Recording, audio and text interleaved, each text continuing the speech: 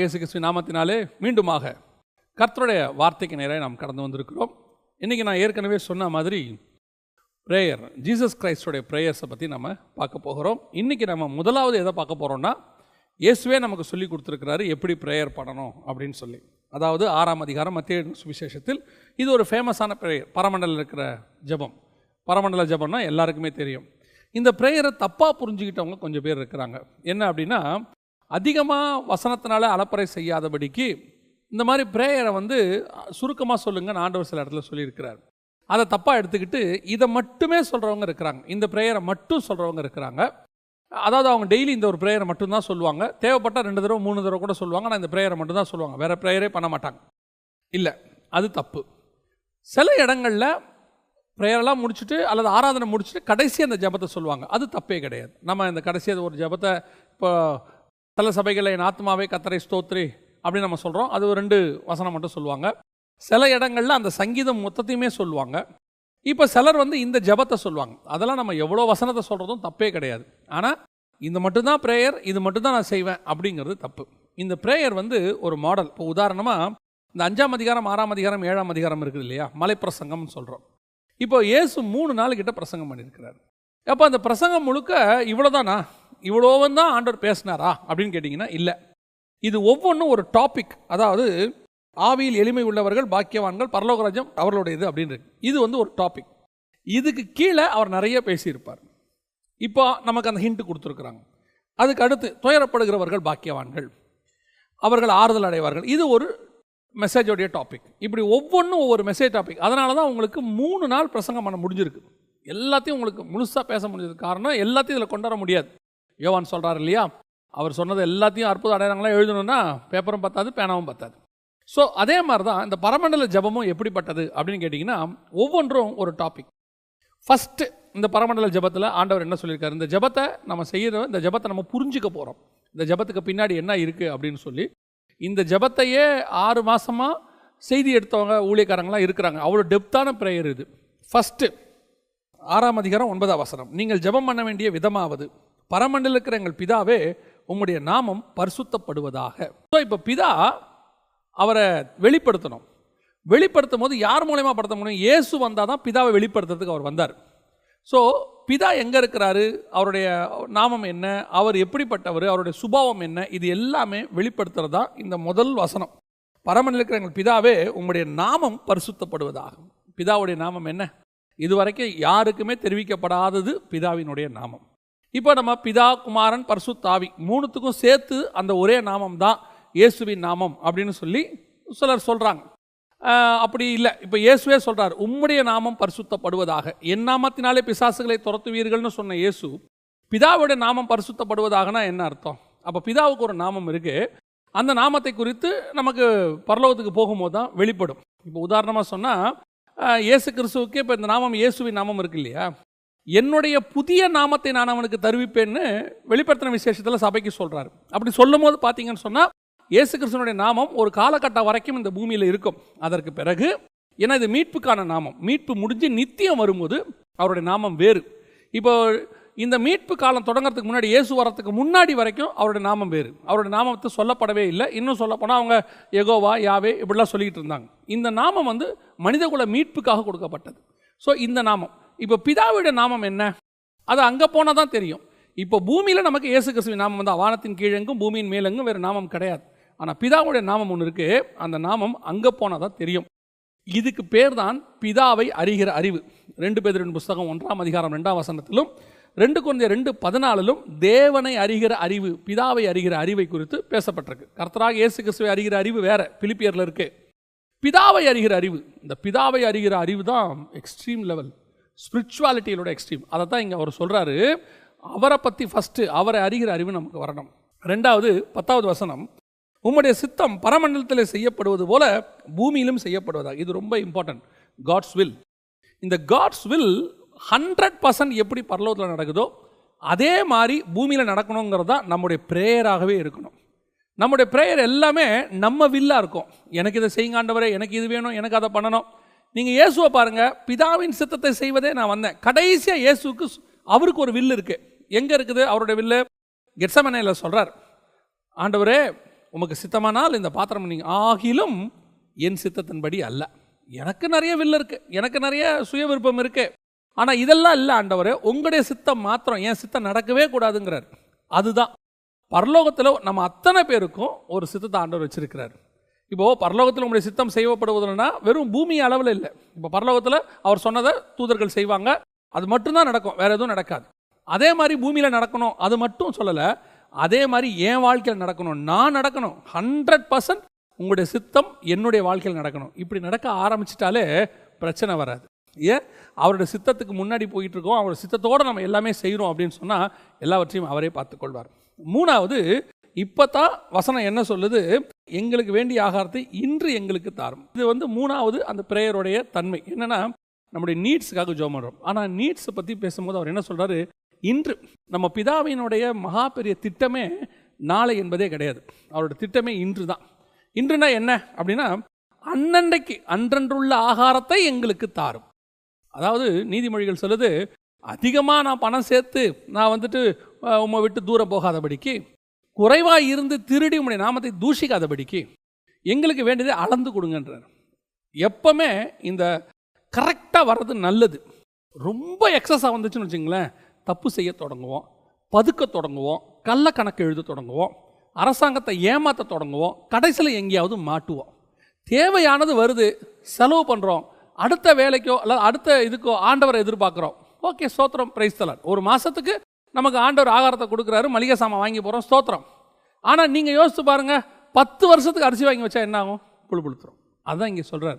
அப்பப்போ தேவை, அதில் ஒன்று அந்த தேவை முடிஞ்சு அடுத்து வரும்போது ஃப்ரெஷ்ஷாக வரும், புதுசாக கொடுப்பார் ஆண்டவர், புதிய கிருபை வரும், எல்லாம் நடக்கும். நம்ம எப்பவுமே என்ன நினைக்கிறோம்னா, என் பேங்க்கில் ஒரு பேலன்ஸ்னு ஒன்று இருந்துச்சுன்னா ஒரு தனி தைரியம், தெம்பு அப்படிங்கிறோம்ல. நான் சொல்கிறேன், அந்த பேங்க்கில் பேலன்ஸ் குறையும் போது விசுவாசம் வளரும், பேங்க்கில் பேலன்ஸ் அதிகரிக்கும் போது விசுவாசம் குறையும். இப்போ விசுவாசம் வளரணுமா? நீங்கள் பேங்க் பேலன்ஸ் கரெக்டாக இருந்தால் தான், தேவையான அளவு இருந்தால் போதும். இதுதான் ஆண்டவர் அங்கே சொல்லிக் கொடுக்குறார். அடுத்து மிக முக்கியமானது, எங்கள் கடனாளிகளுக்கு நாங்கள் மன்னிக்கிறது போல எங்கள் கடன்களை எங்களுக்கு மன்னியும். நான் எப்படி மன்னிக்கிறேனோ அப்படி எனக்கு மன்னிங்க. அப்போது நான் ஒரு ஃபர்கிவ்னஸ், நான் ஆண்டவர்கிட்ட ஒரு மன்னிப்பை எதிர்பார்க்குறேன். மன்னிப்பை எதிர்பார்க்குறேன்னா மன்னிக்கிறவனாக இருக்கணும். இது எவ்வளோ பெரியதான ஒரு விஷயம் தெரியுங்களா? அதாவது இயேசு கிறிஸ்துவோடைய வார்த்தைகளில் ரொம்ப அற்புதமான, அதாவது மனுஷனுடைய கற்பனையில் யோசிக்க முடியாத தியரிஸ்லாம் இருக்குது. அதில் ஒன்று, மனுஷன் உங்களுக்கு என்ன செய்ய நினைக்கிறானோ அவைகளை அவனுக்கு நீங்கள் செய்யும். அதாவது ஆண்டவர் அது இயேசுடைய தியரியில் அற்புதமான ஒன்று இருக்குது. என்ன அப்படின்னா, மனிதர்கள் உங்களுக்கு என்ன செய்ய நீங்கள் நினைக்கிறீர்களோ அதை அவர்களுக்கு செய்யும். அவன் உங்கள்கிட்ட எப்படி இருக்குன்னு நினைக்கிறீங்க அதே மாதிரி அங்கே இரு. இந்த ஒரே ஒரு ஃபார்முலாவை நீங்கள் மட்டும் ஃபாலோ பண்ணி பாருங்கள், வேர்ல்டுலேயே ஒரு பிரச்சனை இருக்காது, வேர்ல்டை பீஸாக இருக்கும். அவ்வளோ அற்புதமாக இருக்கு. அத்தனை பேருமே யாராவது எனக்கு தீங்கு செய்ய நினைப்பானா, என்னை கொல்ல நினைப்பானா, அவன் என்கிட்ட அன்பாக இருக்கணும்னு நினைப்பான், அவன் எனக்கு எல்லாத்தையும் கொடுக்கணும்னு நினைப்பான். இப்போ இப்படி எடுத்துக்கோங்க, எல்லாத்துலையும் எனக்கு தான் கொண்டு வந்து கொடுக்கணும், அதே மாதிரி நீ இரு, எல்லாத்தையும் நான் தான் கொடுக்கணும். அப்போ வேர்ல்டு எப்படி இருக்கும் யோசிச்சு பாருங்கள். அதே மாதிரி ஒரு ஒத்த வசனம் தான் இது. நான் கடனாளிகளுக்கு மன்னிக்கிறது போல எனக்கு மன்னிங்க. அப்படின்னா என்ன ஆகும்? மன்னிக்கவும் செய்வேன், மன்னிப்பும் கிடைக்கும், ரெண்டும் கிடைக்கும். ஆட்டோமேட்டிக்காக என்ன ஆகும் தெரியுமா? சமாதானம் வந்துடும், பாவ மன்னிப்பு. அற்புதமான வசனம். அடுத்து ஒரு ரெக்வஸ்ட், 13ஆம் வசனம், எங்களை சோதனைக்கு உட்பண்ண பண்ணாமல் தீமை நின்று எங்களை ரட்சித்து கொள்ளும். இது ஒரு ரெக்வஸ்ட். எதுக்காக? எவ்வளவு பர்ஃபெக்டாக நம்ம இருந்தாலும் நம்மக்கிட்ட சில ஹிண்ட் இருக்கும், அதை பிடிச்சிக்கிட்டு பிசாசு உள்ளே வர ட்ரை பண்ணுவான். உதாரணமாக யோபு எடுத்துக்கோங்க. உத்தமனும் சன்மார்க்கனும் நீதிமான் அவனை போல் ஒருவனும் இல்லைன்னு இருக்குது. அப்படி இருக்கும்போது ஏன் அவனுக்கு அவ்வளோ சோதனை அப்படின்னா, அவனை பிடிக்கிறதுக்கு பிசாசுக்கிட்ட ஒரே ஒரு ரூட் இருந்துச்சு. இப்போ இயேசுக்கிட்ட அந்த ரூட்டு கூட இல்லை. இயேசு சொல்கிறாரு, உலகத்தின் அதிபதியானவன் என்னிடத்தில் வருகிறான், அவனுக்கு என்னிடத்தில் ஒன்றும் இல்லை அப்படிங்கிறார். ஆனால் யோபுக்கிட்ட போ அப்படின்னு சொல்லும் போது யோபுக்கிட்ட ஒரு ஹிண்ட் இருக்குது பிடிக்கிறதுக்கு. என்ன இருக்குது? எப்போ பார்த்தாலும் யோபுக்கு ஒரே ஒரு விஷயம் உள்ளே இருக்குது, பயம். பயம் என்பது ஒரு பாவம். வெளிப்படுத்தல விசேஷத்தில் நீங்கள் வாசித்து பார்த்தீங்கன்னா, நரகத்துக்கு போகிறவங்களுக்கு ஒரு பாவம் இருக்குது, என்னென்னா பயம். அதே மாதிரி தான் யோபுக்கு இருந்தது பயம். நான் பயந்தது எனக்கு நேரிட்டது. அந்த பயத்தை வச்சுக்கிட்டு உள்ளே வரான். அவன் ஆண்டவரே அவனுக்கு உள்ளே போகிறதுக்கு ஒரு ரூட் இருக்குது. என்னது? எப்போ பார்த்தாலும் யோபு நினைப்பான், என் பிள்ளைங்களுக்கு எதாவது நடந்துருமா, நடக்கக்கூடாது, நான் உடனே பலி செலுத்துகிறேன். அந்த பயத்தை பிடிச்சிட்டு உள்ளே வந்துட்டான். நீ நினச்ச மாதிரியே தான் ஏன் நடக்குது அப்படின்னு. நிறைய பேருடைய வாழ்க்கையில் அதான், நிறைய பேர் என்ன நினைப்பாங்கன்னா, யோசிச்சுட்டே இருப்பாங்க, இப்படி நடந்துருமோ, அப்படி நடந்துருமோ, அது நடந்துருமோ. நாம் எப்படி ஜெபம் பண்ண தெரியுமா? நடக்காது. எங்கிட்ட எவ்வளோ பலகீனம் இருந்தாலும், ஆண்டவரே என்னை சோதனைக்கு உட்படாதபடிக்கு பாதுகாத்துக் கொள்ளுங்க. இது மிகப்பெரியதான ரெக்வெஸ்ட். கடைசியாக விசுவாச அறிக்கை. என்ன விசுவாச அறிக்கை? ராஜ்யமும் வல்லமையும் மகிமையும் என்றென்றைக்கும் உம்முடையவைகளே. யோசிச்சு பாருங்க, இந்த பூமியானது கொடுமையினால் நிறைந்திருக்கு, சீர்கேடாக இருக்குது, பிசாசுடைய மக்கள் எல்லாருமே தலைவிரிச்சு ஆடிக்கிட்டு இருக்கிற காலகட்டம் இது. அப்படி இருக்கிற காலகட்டத்தில் நாம் சொல்கிறோம், ராஜ்யமும் வல்லமையும் மகிமையும் என்றென்றும் உம்முடையவைகளே. லிட்ரலாக கூட நீங்கள் பாருங்கள், ஸ்பிரிச்சுவலாக நான் சொல்கிறேன், நீங்கள் எடுத்து பாருங்கள். இயேசு வரும்போது இந்த பூமி பிசாசுடைய கண்ட்ரோலில் தான் இருக்குது. இந்த பூமி வந்து பிசாஸ் கண்ட்ரோலில் இருக்குது. அவர் வரும்போதே சொல்கிறார், உலகத்தின் அதிபதியானவன் என்னிடத்தில் வருகிறான், அப்படி தான் சொல்கிறார். ஆனால் இயேசு கிறிஸ்து இந்த வசனத்தை சொல்லும்போது அவர் சொல்கிறாரு, ராஜ்யமும் வல்லமையும் என்றென்றும் உம்முடையவைகளே. அப்படின்னா என்ன அர்த்தம்? இந்த ராஜ்யம் வல்லமை மகிமை எல்லாம் உங்களுது தான். இவங்க டெம்பரவரியாக எடுத்து வச்சிருக்கிறான்னு என்னவோ பண்ணிட்டு போகிறான்.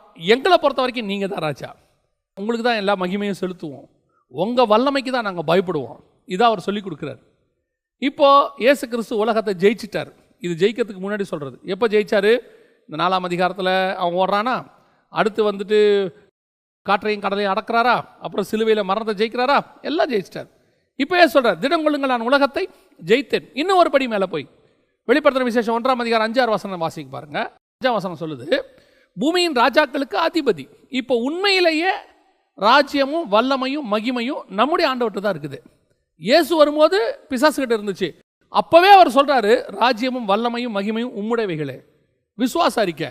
இப்போ நம்மளை பொறுத்த வரைக்கும் நம்மளை என்ன நினைக்கிறோம்? அமெரிக்காவுக்கு அவர் ஜனாதிபதி, ரஷ்யாவுக்கு இவர் ஜனாதிபதி, அப்புறம் ஐரோப்பாவுக்கு அவர் ஜனாதிபதி. ஆனால் ஆண்டவர் சொல்கிறாரு, இல்லை, இவங்க அத்தனை பேருக்கும் ராஜா நான் தான். இந்த பூமி என்னுடையது. இந்த பூமியில் இருக்கக்கூடிய வல்லமைகள், என்ன வல்லமை? இந்த பூமியாக இருக்கட்டும், நம்ம சொல்லக்கூடியதான காற்றாக இருக்கட்டும், கடலாக இருக்கட்டும், பஞ்சபூதங்கள் நம்ம சொல்கிறோம், எது வேணா இருக்கட்டும், அத்தனையும் என் கண்ட்ரோலில் தான் இருக்கின்றார் ஆண்டவர்.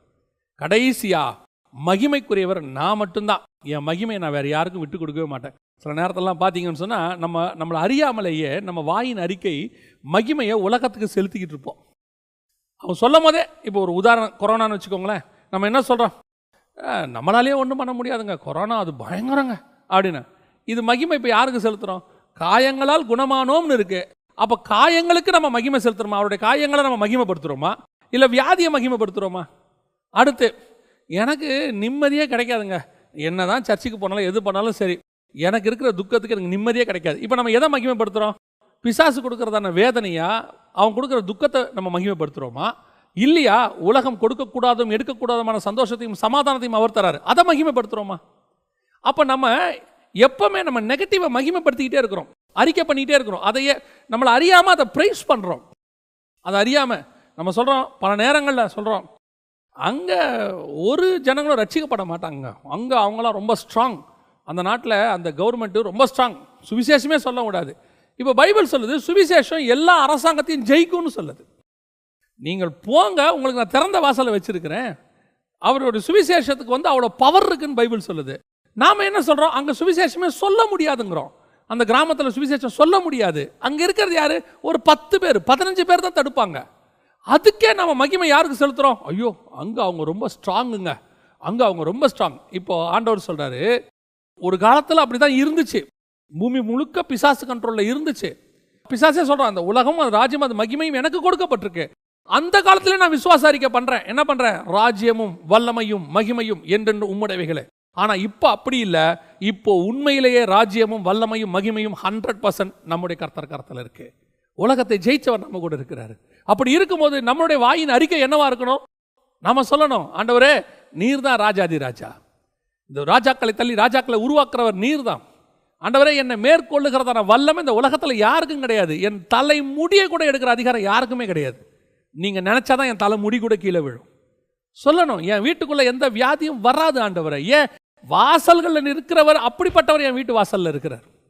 அப்படி நம்ம சொல்லணும். அந்த மாதிரி வல்லமை, கர்த்தருடைய வல்லமையை சொல்லிக்கிட்டே இருக்கணும்.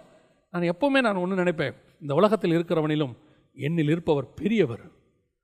எதையுமே நம்மளை தொட விட மாட்டார். அவரை தாண்டி என்னை எதுவுமே தொடாது. கண்ணின் கருவழியாக வச்சிருக்கிறார். ஸோ அவருடைய வல்லமையை நம்ம சொல்லிகிட்டே இருக்கணும். 2வது, மகிமையை செலுத்திக்கிட்டே இருக்கணும். எப்பவுமே நெகட்டிவாக பேசவே பேசாதீங்க. வசனம் சொல்லுது ஜீவனும் மரணமும் நாவுக்குள்ள இருக்கு. ஸோ எப்பவுமே நீங்கள் என்ன செய்யுங்க, பாசிட்டிவாக பேசுங்க. ஆண்டவர்கிட்ட சொல்லுங்கள் நீங்கள் என்ன செய்வீங்க. இந்த பாசிட்டிவ்ங்கிற பேரில் போகும்போது கிரேஸ் டாக்டரினுக்கு போயிடாதீங்க. பாசிட்டிவ்னு சொன்ன உடனே நான் இன்னிலிருந்து கோடீஸ்வரனாக போகிறேன், இன்னில் அது இல்லை.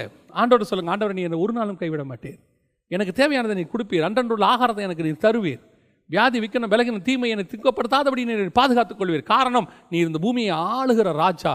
பரலோகத்தில் உங்களுடைய சித்தம் செய்யப்படுவது போல பூமியில் செய்யப்படுகிறது. ஏன் செய்யப்படுகிறதுக்கு நான் தான் ஆண்டவரை சாட்சி, நீர் என்னை கொண்டு செஞ்சுக்கிட்டு இருக்கிறீர். இதுதான் இந்த ஜபத்துக்கு பின்னாடி இருக்கிற மகத்துவம். அதனால தான் ஜபத்தை ஆண்டவர் அவ்வளோ அழகாக சொல்லி கொடுத்துருப்பார். ஸோ ஒவ்வொரு நாளும் இந்த பரமண்டல ஜபத்தை சொல்கிற தப்பு கிடையாது. ஆனால் வெறும் வாயால் சொல்லக்கூடாது, இருதயத்தின் ஆழத்திலிருந்து ஆண்டவரை மகிமைப்படுத்தி நம்ம சொல்லணும். இந்த பரமண்டல ஜபம் அவ்வளோ பவர்ஃபுல். நம்ம ஜெபம் பண்ணுவோமா? நம்ம எல்லாம் சேர்ந்து ஜெபம் பண்ணுவோம். ஆண்டவர்கிட்ட இதே காரியத்தை சொல்லி நம்ம ஜெபம் பண்ண போகிறோம். எல்லாம் ஒருமனப்பட்டு ஜெபம் பண்ணுவோமா? Thank you holy spirit. நன்றி ஆவியார் அவரே. பரமண்டல இருக்கிற எங்கள் பிதாவே, உம்முடைய நாமம் பரிசுத்தப்படுவதாக, உம்முடைய ராஜ்யம் வருவதாக, உம்முடைய சித்தம் பரமண்டலத்தில் செய்யப்படுகிறது போல பூமியிலும் செய்யப்படுவதாக. எங்களுக்கு வேண்டிய ஆகாரத்தை இன்று எங்களுக்கு தாரும். எங்கள் கடனாளிகளுக்கு நாங்கள் மன்னிக்கிறது போல எங்கள் கடன்களை எங்களுக்கு மன்னியும். எங்களை சோதனைக்கு உட்பண்ணாமல் தீமை நின்று எங்களை ரட்சித்துக் கொள்ளும். ராஜ்யமும் வல்லமையும் மகிமையும் என்றென்றைக்கும் உம்முடையவைகளே. ஆமென். God bless you. இந்த ஜெபத்தை உணர்ந்து சொல்லுங்க. வெறும் வாயால் மட்டும் சொல்லாதீங்க, உணர்ந்து சொல்லுங்க. இந்த செய்தியை திருப்பி கேளுங்க. இந்த ஜெபத்துக்கான மகத்துவம் உங்களுக்கு புரியும். கர்த்தருக்கு சித்தமானால்